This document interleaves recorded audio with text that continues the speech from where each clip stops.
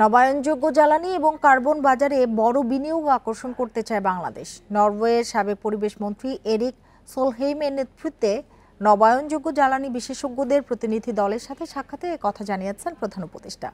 রোববার রাষ্ট্রীয় অতিথি ভবন যমুনায় অধ্যাপক মোহাম্মদ ইউনূসের সাথে সাক্ষাৎ করে বিশেষজ্ঞ দলটি। এ সময় তারা ছোট আকারের সৌর প্লান্ট, কার্বন বাজার, কৃষি বনায়ন এবং যৌথভাবে নেপালে জলবিদ্যুৎ উৎপাদনে বিনিয়োগ করতে আগ্রহ দেখায়। এ উদ্যোগকে স্বাগত জানিয়ে অধ্যাপক ইউনূস বলেন, সম্ভাবনাময় এ খাতে বিদেশি বিনিয়োগ আহ্বান করছে অন্তর্বর্তী সরকার। এরই মধ্যে নেপাল ও ভুটান থেকে জলবিদ্যুৎ আমদানির আলোচনা শুরু হয়েছে জানিয়ে তিনি বলেন, কার্বন বাজার দেশকে $1 মিলিয়ন আয় করা এবং বিশ্বের বৃহত্তম ম্যানগ্রোভ বন সুন্দরবনকে রক্ষায় সহায়তা করবে।